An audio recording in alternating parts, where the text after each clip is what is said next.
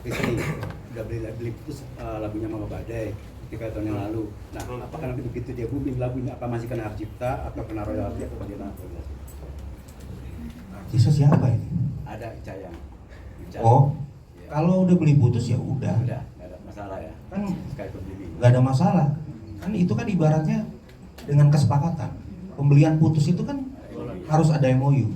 Jadi nggak bisa dengan serta merta beli putus terus tanpa perjanjian. Itu.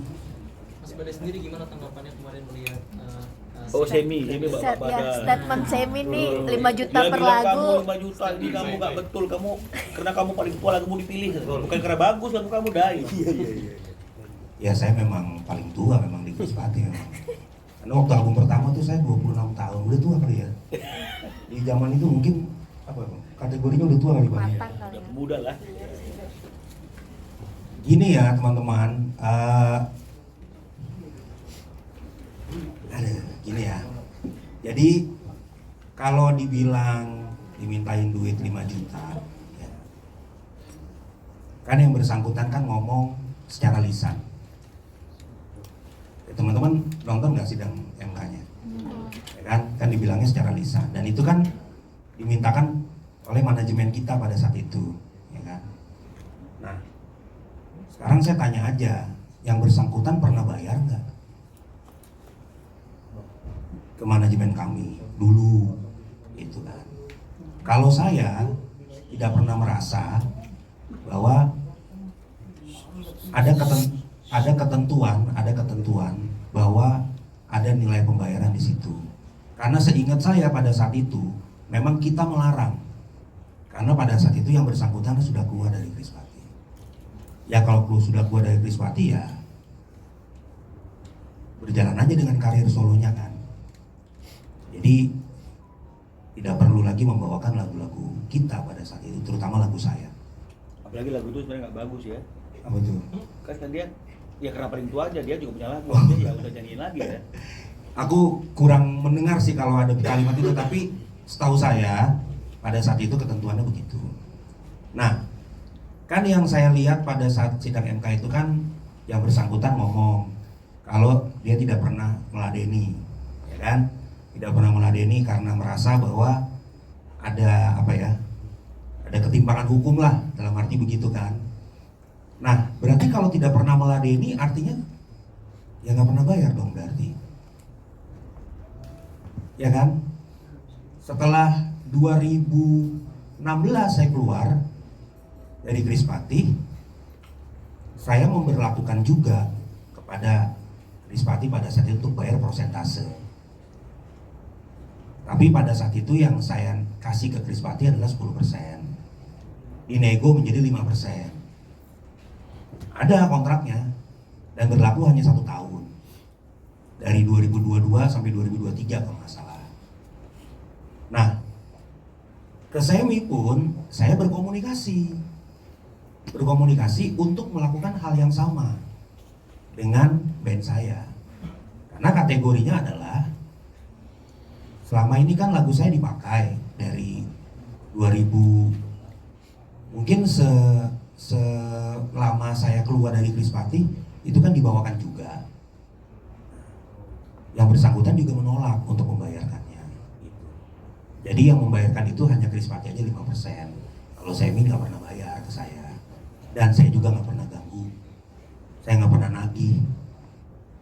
Semi mau konser di mana, mau off air di mana, kecuali untuk mechanical rights ya. Ya itu kan kalau mechanical rights kan ada izinnya. Tapi selama ini Semi kalau nyanyi di mana-mana, saya nggak pernah pusingin gitu. Dan kemarin di sidang MK pun kan beliau mengatakan bahwa dia tidak pernah dipersoalkan. Terus saya tahu tanya, sekarang kerugiannya di mana? Jadi kalau bicara masalah kerugian, kan yang rugi saya. Lagu saya dibawain kemana-mana, dari LMK-nya nggak jelas, dari LMK ini juga nggak jelas, dari yang bawain lagunya juga nggak jelas. Terus potensi kerugiannya ada di mana? Ya pasti kan ada di saya dong sebagai pemilik lagu. Tapi apakah yang bersangkutan saya pernah ganggu? Nggak pernah. Jadi ya saya dibilang kemarin waktu beliau mengatakan seperti itu, saya agak sedih sih. Maksudnya sedihnya dalam arti bukan galau, bukan baper, enggak. Saya cuma bingung gitu kan. Maksudnya selama ini kalau dia pernah mengatakan ke saya di tahun 2020, saya lupa ya, 2022 atau 2023 saya lupa. Karena terakhir saya main sama Reunian itu adalah di Playlist Live Festival Bandung. Beliau pernah mengatakan ke saya bahwa gua nggak butuh lagu lu. Dan akhirnya saya bilang kalau memang tidak butuh lagu saya, kenapa masih dibawain? Gitu. Memang dibawain deh. Ya pada saat itu kan banyak di YouTube segala macam kan ada. Ya saya hanya meminta konsekuennya aja sih sebenarnya dengan omongannya gitu. Karena kan Semi juga lagu solonya juga banyak yang bagus kan.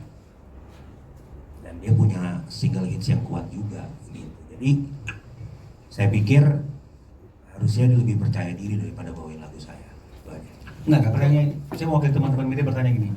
Kalau seandainya tepat gini, tadi yang seperti Badai bilang kan nggak ada kerugian ya, nggak ada kerugian, nggak pernah diganggu, nggak pernah juga bayar apa-apa ke Badai, nggak ada ini nggak ada itu. Lalu di mana dia sebagai saksi korban, saksi fakta yang merasa seolah-olah dia korban dari mekanisme hukum dan kemudian dia dirugikan oleh Badai? Kan ini kan dia hadirkan untuk hadirkan sebagai salah satu saksi yang mengalami kerugian sebagai korban. Nah, sementara Badai mengatakan dia tidak pernah kamu ganggu, tidak pernah bayar, tidak pernah juga nyanyikan lagu-lagu kamu karena dia merasa juga nggak perlu. Lalu di mana yang membuat posisinya layak sebagai korban dalam peristiwa hukum ini gitu loh? Ya, jadi memang konteksnya kan adalah tidak pernah meladeni kan. Dia tidak pernah meladeni tawaran ini gitu. Artinya dia sadar betul bahwa ini tidak perlu diladenin gitu. Dari mulai dia pertama kali keluar dari Krispati sampai akhirnya saya solo, saya juga keluar gitu kan, saya juga minta, juga nggak pernah ngeladenin gitu. Jadi menurut saya tidak ada potensi kerugian yang dicapai. Justru ketika saya tidak pernah mempermasalahkan Semi bawain lagu saya di mana aja, termasuk ada satu konser tunggalnya dia juga yang kemarin gitu kan, dan banyak juga yang nge-DM saya masih dibawain kok lagunya gitu ya kan, dan itu pun saya nggak permasalahkan gitu. Saya bingung aja kenapa akhirnya salah satunya ya teman-teman ya, salah satunya kenapa saya tidak lagi mau ikut Reunian Krispati sampai kapanpun, itu karena saya sudah malas untuk berurusan dengan beginian. Saya memilih menjauh dan menghindari ini semua. Tapi kemarin saya dijadikan lagi bahan-bahan seperti ini gitu. Padahal secara kerugian saya yang rugi sebenarnya. Sementara yang bersangkutan tetap bisa bawain lagu saya tanpa saya ganggu. Mas Badai, apakah salah satu kemarin juga bentuk menghindari konflik bertemu dengan Semi, artinya memilih tidak datang ke RS? Oh enggak, saya kemarin nggak bisa datang karena saya ada kerjaan. Saya ada pekerjaan studio dan kantor juga, saya sekarang ada perusahaan sendiri, jadi saya memang tidak datang, dan saya baru dikasih tahu bahwa Semi menjadi saksi gitu di situ. Bukan berarti untuk menghindari Semi ya? Enggak lah, ngapain juga gitu. Enggak, Enggak ini ada. Bang Badai, baik ke Krispati atau Semi, apakah larangan itu masih ada? Masih berjalan sampai sekarang nggak sih Bang Semi? Bukan larangan ya. Jadi artinya kalau mau pakai lagu pencipta, izin penciptanya itu kan sebenarnya. Iya, jadi kalau Mas tadi nanya dilarang apa enggak, coba cari aja Krispati masih bawain lagu saya nggak? Masih kan? Artinya saya larang nggak? Jadi itu Saya larang nggak? Lalu kenapa Semi jadi saksi itu? Itu dia, Saya makanya. tanya. Apalagi dia memberikan statement, ketakutan dia katanya. Nah jadi dia tidak mau meladeni itu karena ketakutan atau karena sebagai retorika kata-kata? Ya, karena kalau bilang ketakutan, Badai bilang masih dinyanyiin tuh. Berarti ini saksi seperti apa yang seperti ini? Ya itu makanya yang saya bingung. Kalau dibilang adanya ketakutan, justru yang ketakutan saya sebenarnya. Karena lagu saya tidak bisa dipertanggungjawabkan. Ini saya masih ada loh teman-teman, masih sehat. Gimana kalau saya udah nggak ada dan anak istri saya mau kemana? Itu justru yang fairness-nya di situ. Tapi kan saya tetap berjuang. Selama ini satu hal yang perlu teman-teman garis bawahi, selama ini saya tidak pernah lagi membawa masalah personal ini dalam perjuangan aksi. Karena di dalam aksi saya tidak pernah menggunakan bendera personal. Saya berjuang untuk ratusan pencipta lagu di dalam aksi. Tapi saya bingung, ketika sidang MK berjalan, kenapa hal ini harus diungkit kembali? Itu aja sih. Sempat nanya ke Semi nggak maksudnya kenapa membahas masalah ini di sidang MK gitu? Saya tidak membutuhkan pertanyaan dan komunikasi.